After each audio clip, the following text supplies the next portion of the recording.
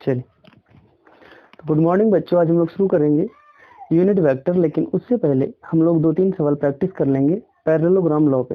Parallelogram law of vector addition कल हम लोग पढ़े थे।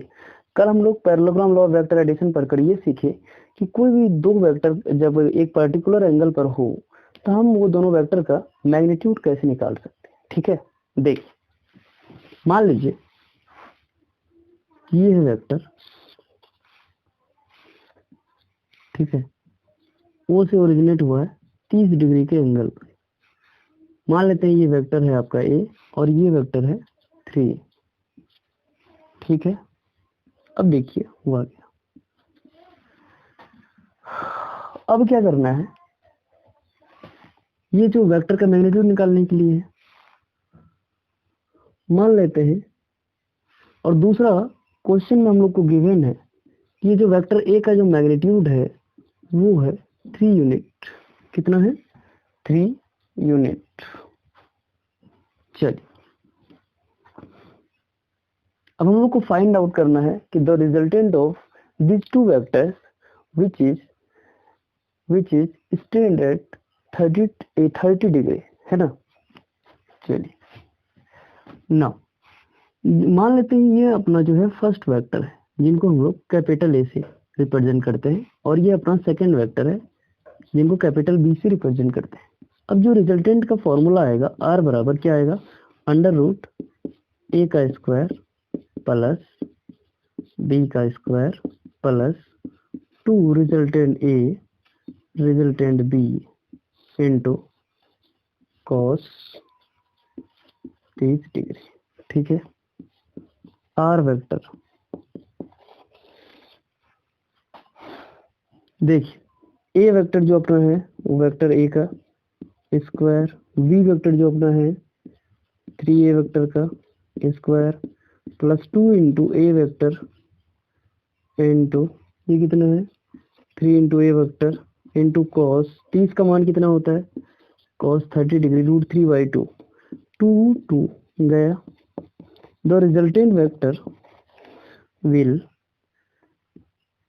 अच्छा ये मैग्नीट्यूड ए का मान कितना है 3, और यहाँ मैग्नीट्यूड ए था उसका मान 3 रख दिया, 3 का स्क्वायर प्लस 3 का स्क्वायर 9 बाहर आया और यहाँ बच गया मैग्नीट्यूड ए का स्क्वायर प्लस यहाँ 2 से 2 कट गया, मैग्नीट्यूड ए का मान 3 होता है और यहाँ 3 बाहर, ये मैग्नीट्यूड ए बच गया इंटू रूट 3 बच गया। ठीक है, रिजल्टेंट वेक्टर 9, 3 का स्क्वायर हो गया आपका 9 और यहाँ है 9 और फिर यहाँ 3 रखेंगे ये ए के बदले, ए वेक्टर का मैग्नीट्यूड उसका स्क्वायर है प्लस 3 3 9, फिर यहाँ देखिए यहाँ क्या रखेंगे, यहाँ 3 रखेंगे, स्क्वायर नहीं है और यहाँ रूट 3।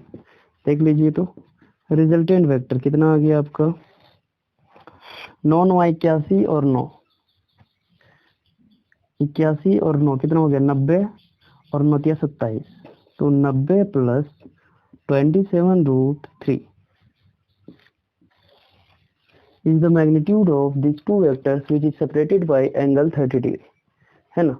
तो हम लोग ये जो है कैसे निकाले, ये हम लोग रिजल्टेंट वाला फॉर्मूला से निकाले, जो हम लोग कल हम लोग प्रूफ किए थे कि अगर कोई दो वेक्टर का रिजल्टेंट हम लोग को निकालना है तो उसके लिए ये फॉर्मूला आता है। अगर आप ये नहीं देखे हैं तब क्या कीजिए, आप टाइप कीजिए कमल फिजिक्स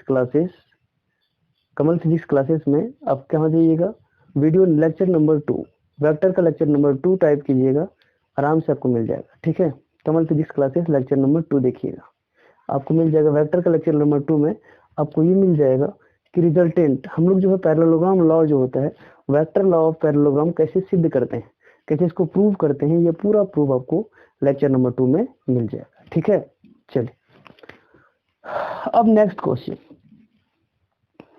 मान लीजिए कि ऐसे ही एक दूसरा वेक्टर है,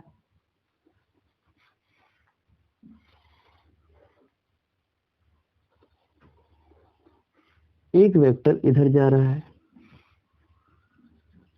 दूसरा वेक्टर इधर जा रहा है, दोनों एक दूसरे से 90 डिग्री पर है,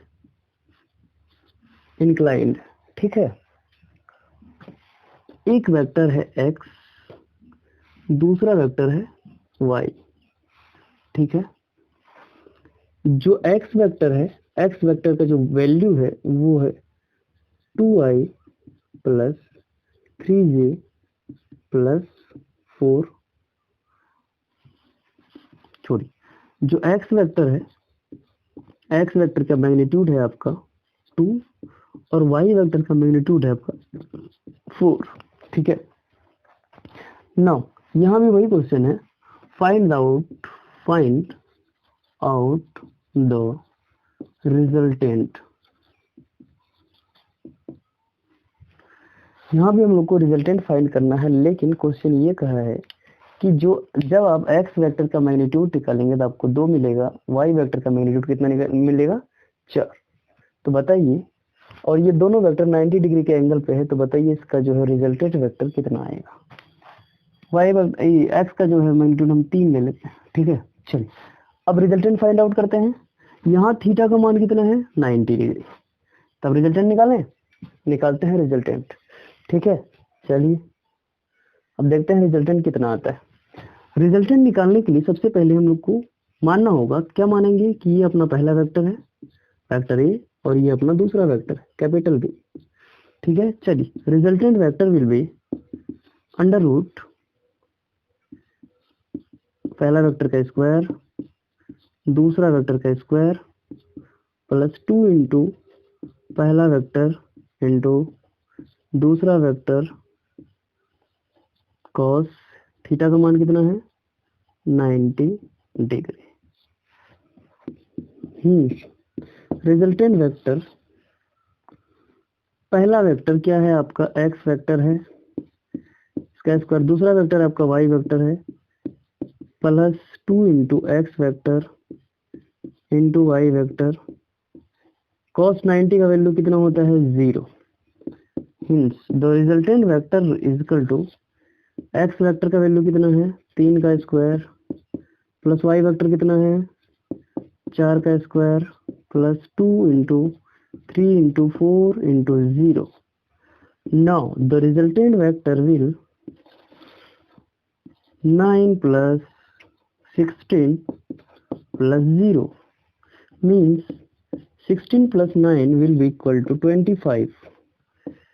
Hence the resultant vector will be 25, 5 into 5, तो रूट से बाहर हो जाएगा 5, इसका जो मैग्नीट्यूड आएगा वो 5 आएगा रिजल्टेंट वेक्टर। ठीक है, तो हम लोग ऐसे रिजल्टेंट वेक्टर कैलकुलेट कर सकते हैं कभी भी, इसमें कोई दो राय वाली बात नहीं।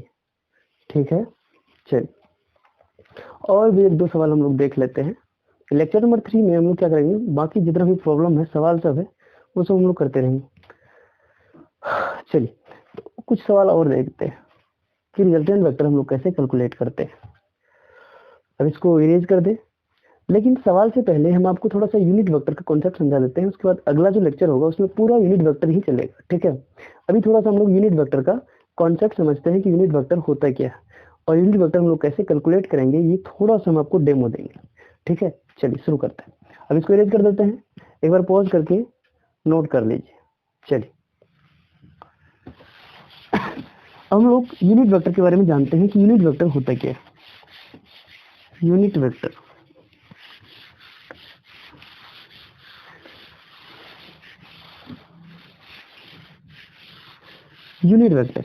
कि what is unit vector. Unit vector का अर्थ ये होता है कि यूनिट वेक्टर मतलब कि कोई भी अगर दो वेक्टर है, कोई भी वेक्टर अगर वो वेक्टर को हम 3 इक्वल टुकड़ा में बांट दें विथ इक्वल मैग्नीट्यूड, अगर उसके इक्वल मैग्नीट्यूड के साथ तीनों को डिवाइड कर दें तो उससे हम लोग को क्या मिलता है यूनिट वेक्टर मिलता है। देखिए मान लीजिए ये अपना कोई वेक्टर है। ठीक है, अब आपको पता होगा कि हम 3 टुकड़ा में क्यों बांट रहे हैं, क्योंकि कोई वेक्टर हो, कोई भी चीज उसका 3 डायमेंशन होता है, X dimension, Y dimension, Z, X Y Z, इसीलिए हम इसको 3 टुकड़ा में बांट रहे हैं। ठीक है, कितना टुकड़ा में 3 टुकड़ा में। अब ध्यान से देखिए 3 टुकड़ा में जब बांटेंगे तो ये क्या बन जाएगा, एक यूनिट वेक्टर बन जाएगा। तो मान लीजिए ये वेक्टर है, एक टुकड़ा, 2 टुकड़ा और ये 3 टुकड़ा, और ये जो टुकड़ा होना चाहिए ये तीनों बराबर टुकड़ा होना चाहिए, इक्वल टुकड़ा। हम लोग जो मैग्नीट्यूड से डिवाइड करते हैं वो 3 टुकड़ा करने के लिए, वेक्टर को 3 भाग में बांटने के लिए तीन भाग में बांटने के लिए हम लोग क्या करते हैं, वह मैग्नीट्यूड से वेक्टर को डिवाइड करते हैं ताकि हम लोग को यूनिट वेक्टर मिल सके। ठीक है, थ्री इक्वल मैग्नीट्यूड, मतलब क्या करते हैं हम लोग, इक्वल मैग्नीट्यूड्स में डिवाइड करके तीन इक्वल पार्ट्स में उसको हम लोग तोड़ते हैं। क्या करते हैं, तीन इक्वल पार्ट में तोड़ते हैं। अब ये वेक्टर जो है तीन वेक्टर बन जाएगा और तीनों इक्वल वेक्टर बनेगा। यही तीनों इक्वल वेक्टर कहलाए। ये था आपका वेक्टर, ये कोई एनी वेक्टर था, कोई भी वेक्टर था। अब ये क्या बन गया आपका, ये बन गया आपका यूनिट वेक्टर। यूनिट, हर टुकड़ा बन गया आपका क्या, यूनिट वेक्टर। यूनिट वेक्टर क्या बन गया, यूनिट वेक्टर क्या बन गया, यूनिट वेक्टर। चलिए, अगर ये समझ में नहीं आया तो हम आपको एक सिंपल तरीका से समझाते हैं कि कैसे। देखिए, मान लीजिए अपने पास कोई संख्या है 2 + 3 + 5, 5 3 8 2 10। कोई भी संख्या ले लीजिए, 1 + 2 + 5, 1 + 3 + 5। ठीक है, 5 3 8 1 9, तीन संख्या है। ठीक है, तीनों संख्या मिलकर कितना है, 8। ठीक है, अब ध्यान से देखिए, मिलकर कितना है, 8। अब क्या कीजिए, तीनों का मैग्नीट्यूड निकालिए। 25 5 30 5 35, मैग्नीट्यूड कितना है, √35। अब वो मैग्नीट्यूड से तीनों को डिवाइड कीजिए, तीनों को डिवाइड कीजिए।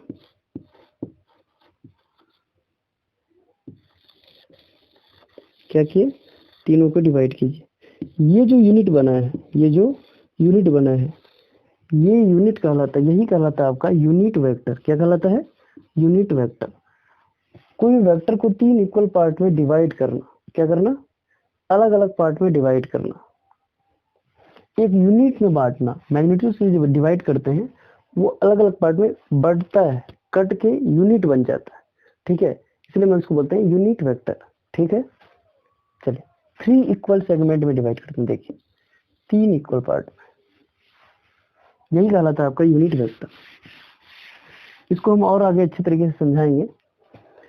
आज हम लोग यही समाप्त करते हैं। ठीक है, धन्यवाद। और अब सबसे पहले चैनल को सब्सक्राइब कर दें और वीडियो को लाइक करें और अपने दोस्तों में भी शेयर करें। ओके।